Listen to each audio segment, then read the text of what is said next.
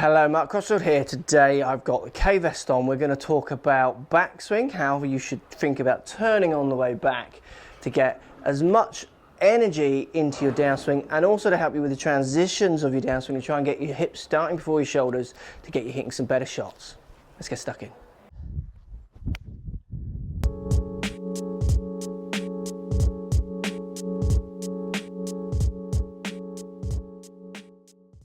So today we're going to talk about backswing. This is going to be slightly different than what you're used to, so bear with me on this one. We've got some numbers, we've got K-Vest on, so we're going to put some numbers on hip turn and shoulder turn. And hopefully it's going to help you understand, how to make a more efficient backswing, so maybe do less to get more, and then also B, how to make a transition into the downswing, which everyone knows is a crucial point of coming over the top and getting on the wrong path with your downswing. So making a better transition on your downswing to get you hitting better shots, straighter shots, and even maybe a little bit further. So look, I'm gonna hit two shots. First shot I'm gonna hit, I'm gonna turn my shoulders as far as I can against my hip. So in effect, get maximum coil, as it's known, or people say. So let's give this a hit. So let's just capture this one.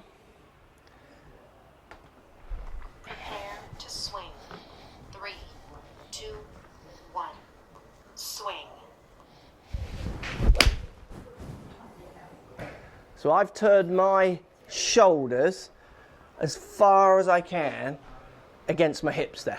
Just have a look at the animation.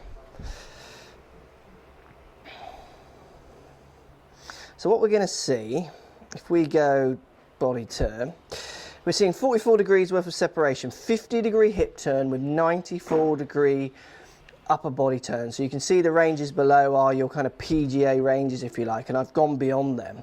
Now what happens is I start my downswing. 44 is my K angle, that's the difference between these two angles, so that's my amount of stretch.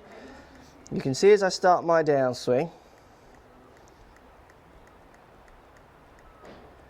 there we go, 46. So I've stretched 2 extra degrees. So basically I've gone top of my backswing and I've stretched 44 degrees, if you like. So that's the difference between my shoulder turn and my hip turn. Now, so I started my downswing hips first. I've gained 2 degrees worth of extra stretch, which is fine, but I'd like to gain a little bit more. And as you can see, what's the point in rotating my shoulders more to only gain 2 degrees worth of extra stretch? So I'm going to try another shot now. And what we're going to do here is I'm going to try and turn my shoulders, which I feel, try and keep my hips turning, but try and turn my shoulders less.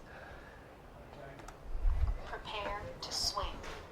3, 2, 1, swing. So to me, that swing feels like I'm barely turning my shoulders at all. Kept my hips moving, but really tried to move my hips more on the downswing.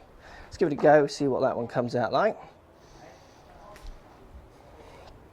So again, if we take it up to the top of the backswing, okay, so we're now seeing 47 degrees worth of stretch.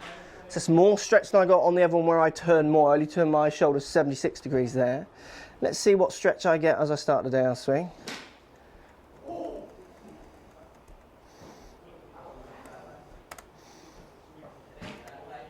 So 49. So I'm actually stretching on that one more as I come into the ball.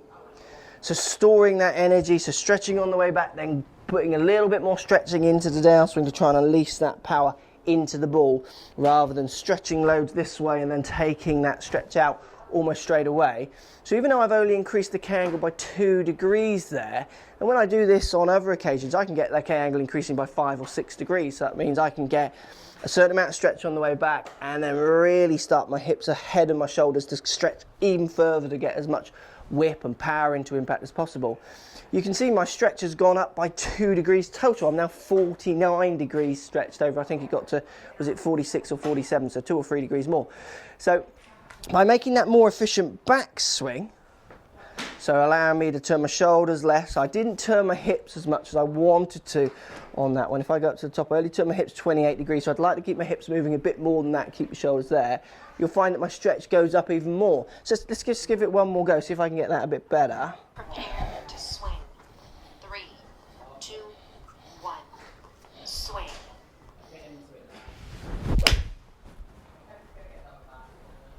nicely. Be interesting to see what that one comes out like. So to me, I felt like I turned my hips, but kept my shoulder turned down to a minimum.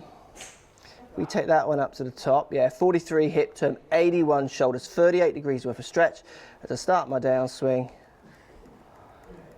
yeah, so this one's going up. So got it to 43, so 43, 5 degrees extra stretch on the way down. Not quite as good as the one before, as in the total amount of stretch, but you can see I'm able to start with my hips earlier than my shoulders if I make my shoulder turn on my backswing more efficient, and I feel that I don't quite stretch maybe quite as far on my way back. So I try not to turn my hips or my shoulders quite so far against my hips. And it's quite obvious that if I get two canes here, look, basically what we're talking about is the separation between hips and shoulders. So if my shoulders turn X and my hips turn X, what you want to do on the downswing is then try and turn your hips a little bit more against your shoulders to gain that, what people think of the lag and extra power. But if I make a backswing where I turn my shoulders literally as far as I can against my hips, what happens is I lock on my right side, I become stuck, and now I can't actually move my hips at all. So that's when I'm really going to start turning my shoulders first before my hips and get that sequence of the downswing. So sequence of the downswing where you're looking towards getting your top of your backswing, your hips to fire first, then your shoulders, then your hands, then the club. That sequence is going to get thrown if you make such a massive shoulder turn on the way back against your hips that your hips become locked. So the only way to start your downswing now is to start with your shoulders, because that's the only thing that's not locked, the only thing that can move. So world-class players, you think about it, what they're doing, bow and arrow is often the way people explain this, so stretch and then release. What they're doing is they're stretching on the backswing. As they start their downswing, they stretch a bit more as they come into impact, then they release the power. Amateurs are often stretching massively on the way back, and then as they start their downswing, they just release all that stretch. By the time they get to impact, there's not much energy left for the ball. So if you want to hit the ball better, so get your club path better by promoting a better hips, then shoulders, then hands downswing. You also want to steal a little bit more yardage. Try and feel that you keep your hips moving in your backswing, turning your shoulders a fraction less. Now, I don't mean turning your shoulders less than your hips. Your shoulders have to turn more than your hips. But in my mind, when I make these swings, I'm turning my shoulders less than they normally do, but I'm keeping my hips moving the amount they normally do. This to try and feel that little bit of separation in my hips from my shoulders as I start that downswing and get hitting better shots. Hope that helps, gives you a few numbers, makes it hopefully a little clear of what you should be out there trying to do. Try not to stretch so much on the way back, get that stretch happening on the downswing, you'll hit it further. Let me know how you get on. Thanks for watching. So if you like what's going on here, don't be afraid to subscribe to the channel. Also thumbs up the video, post comments, love to hear what you guys got to say. Let's keep it social. The more we talk, the more we share, the easier this game will get for everybody. So if you want to find me on Facebook here, you can find me on Facebook. If you want to tweet me, find me on Twitter here as well. Just follow the links, all in the description. Come and join the show, get active, get involved, get playing some better golf. Thanks for watching.